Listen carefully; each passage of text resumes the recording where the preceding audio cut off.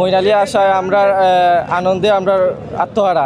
আমাদের দুলাভাই সিলেটের দুলাভাই উনি আসছে। মইনালি ভাইকে এইটাই বলতে চাই যে মিরাজ কেশরী আমরা আমাদের জাতির দুলাভাই আর কি, সিলেটের দুলাভাই আমরা ক্যাপ্টেন চাই এইটাই। নোয়াখালী নাকি আমাদেরকে হুমকি দেয় যে সিলেটকে মানে হারিয়ে নোয়াখালী কাপ নিয়ে যাবে। নোয়াখালীরে তো আমরা গুনাই ধরি না ভাই, আমরা তো গুনাই ধরি না। মেহেদি মিরাজকে ক্যাপ্টেন্সি সরিয়ে আমাদের নাসুমকে ক্যাপ্টেন্সি দিলে খুবই ভালো হয়। ভাই আমরা তো জিতার আনন্দ অনেক অনেক ভালো লাগতেছে। মইনালি আসায় আমরা আনন্দে আমরা আত্মহারা। আর মইনালি ভাই আমরা চাই যে সামনে আরো ভালো খেলার জন্য। মইনালি ভাইকে এইটাই বলতে চাই যে মিরাজ কেশরী আমরা আমাদের জাতির দুলাভাই আর কি, সিলেটের দুলাভাই আমরা ক্যাপ্টেন চাই এইটাই।